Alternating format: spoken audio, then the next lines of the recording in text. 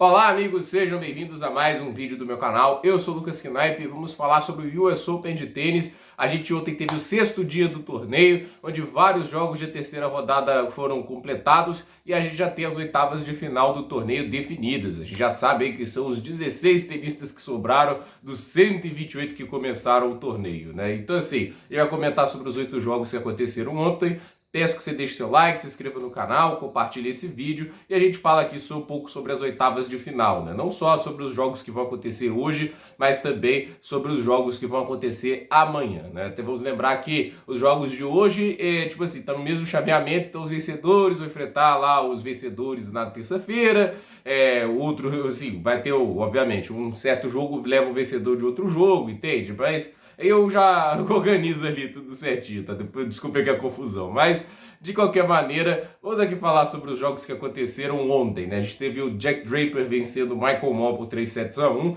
Draper que eliminou o Hubert Hurkacz, né, na rodada anterior e continuou jogando alto nível de tênis. O Draper é um tenista muito bom, só que ele tem muitos problemas com lesões, né? Por isso que ele tem dificuldades de ter um ranking muito alto no momento. Mas se tivesse saudável o tempo todo, acho que estaria até no top 20 pelo nível de tênis que ele joga. 6-4, 6-2, 3-6, 6-4, mas grande torneio para o Michael Mmoh, que vai subir bastante do ranking chegando na terceira rodada. Então, assim, Draper nas oitavas de final. Carlos Alcaraz teve um jogo mais duro do que eu imaginava contra o Daniel Evans. 3 horas e 11, o Evans fez um terceiro set fantástico, teve até um bom início de segundo set, mas é aquele negócio, o encaixe do jogo não é o mais adequado para o britânico. Os slices dele até que machucaram mais do que lá no saibro, né? No saibro o slice não tende a render tanto, né? Na grama que tende a ser mais enjoado isso, mas a questão é, o Alcaraz, ele começou bem, fez 6-2, fez 6-3, aí no terceiro set o Evans conseguiu fazer aquele 6-4, num festival de pontos espetaculares. E o Alcaraz para quebrar o saque do Evans no quarto set, né? É desleal, né? Tipo, um cara com esse atleticismo todo e chega em todo tipo de bola. Assim, contra 99,9% dos tenistas, a bola que o Evans fez ali no voleio dava o ponto. Mas contra o Alcaraz ele consegue chegar, ele tem ali aquelas pernas de papaléguas, né? E no final das contas vence por 3-1, mas assim, o jogo foi mais duro do que eu imaginava. O Alcaraz, por exemplo, não tá num ritmo tão frenético como a gente viu lá em Roland Garros e Wimbledon. Isso não quer dizer nada, né? Pode ser que ele ganhe o título do mesmo jeito, mas vamos ver, né? Vai enfrentar Matteo Arnaldi. Isso é uma coisa que a gente tem que dizer. O Arnaldi atropelou o Cameron Norrie. Assim, o Cameron Norrie, ele não é um tenista ruim de maneira alguma, né? Um cara regular, tudo isso, mas é o cara que eu vejo o mesmo problema do Casper Ruud. Eu acho que o teto de produção não é o mais elevado. E no final das contas, o Arnaldi é um dos jovens talentos e, olha, deve dar trabalho ao Alcaraz. É sólido demais no fundo de quadra, bate bem em movimento. É um tenista que pode surpreender bastante. Então o Alcaraz não pode subestimar o Arnaldi. Obviamente é favorito, o espanhol, mas o Arnaldi tá jogando bem e venceu o Norrie em menos de 2 horas, né? Você venceu um top 20 em menos de 2 horas, quer dizer que você é forte, né? 6-3, 6-4, 6-3. A gente teve também Andrei Rublev e Arthur Rinderknecht, né? Acho que o Rublev vai enfrentar o Draper, né? E assim, perdeu o primeiro set pro francês. O francês tira muito o ritmo do jogo, é um tenista chato de enfrentar. Fez o primeiro set 6-3, mas de qualquer maneira, o Rublev foi crescendo na partida e conseguiu a virada. 6-3, 6-1, 7-5. O Rublev, ele é um cara que não tem dificuldades de chegar até as quartas de final de um Grand Slam. Ele é regular, né? Por que ele tá sempre no top 10? Porque ele sempre chega longe dos torneios. É raro ver o Rublev caindo cedo, mas o problema é passar das quartas de final, né? Quando chega aquele tenista mais enjoado, né? Aquele já, que aí o torneio funila, fica só os melhores do torneio, né? E às vezes ele bate na trave, né? Contra o Tillich lá em Roland Garros, né? Jogaço, inclusive, né? Entre outros casos, né? Mas é aquela história, né? De qualquer maneira, nunca subestime Andrei Rublev. Eu acho um tenista fantástico e bela vitória contra o Arthur Rinderknecht. A gente também teve Jannik Sinner e Stanislas Wawrinka. Ó, muito bacana ver o Wawrinka aos 38 anos dando trabalho a um cara como o Sinner, né? Eu imaginava que o jogo seria mais fácil pelo que foi os últimos confrontos entre eles, né?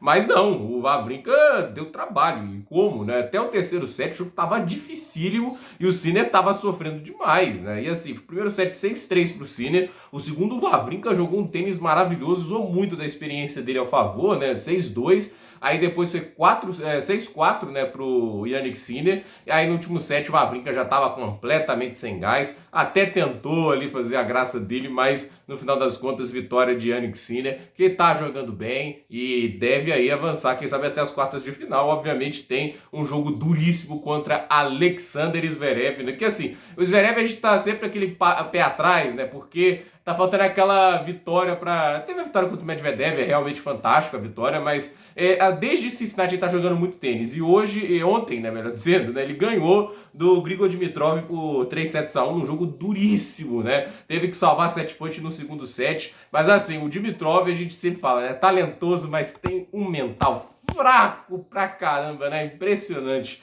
Que ele começou o jogo tão bem, o nível de tênis do Dimitrov nos 2 primeiros sets, né, foi fantástico, mas o Zverev também é um baita de um tenista, né, então ele era capaz mesmo do Dimitrov jogando bem, ganhar um set. E o que aconteceu depois de 2 sets que somados deram mais de 2 horas e meia, né? O Dimitrov perdeu os outros 2 por duplo 6-1, entende? Foi atropelado pelo Zverev. Então assim, o Zverev é um tenista mais pronto que o Dimitrov já tem tempos, né?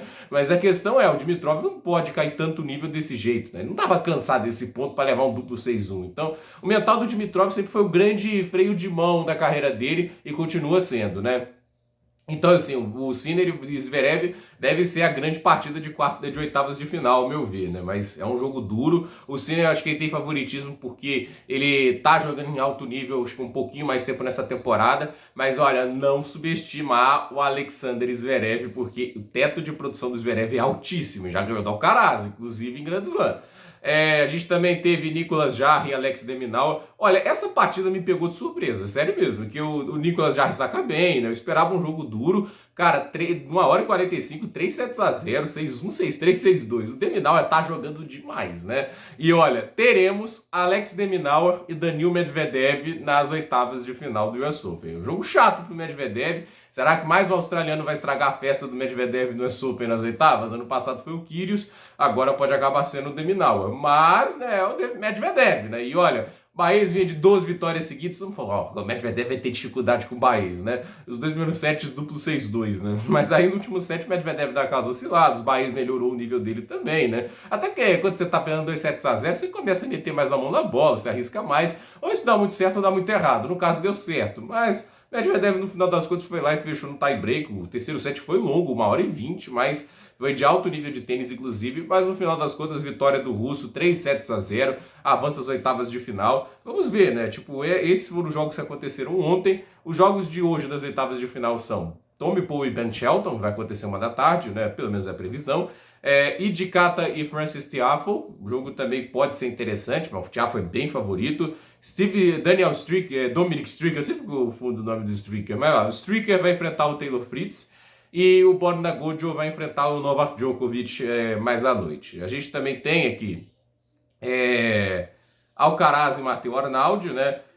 A gente vai enfrentar na segunda-feira, né? O Jack Draper e Andrei Rublev, Medvedev e de Minaur, deve ser, eu não sei se vai ser o último jogo do dia, e Alexander Zverev e Jannik Sinner. Então, assim, esses são os jogos das oitavas de final do US Open. Faça as suas apostas, né? Gente, por esse vídeo é isso. Dúvida nos comentários, deixe seu like, se inscreva no canal, compartilhe este vídeo e até o próximo vídeo.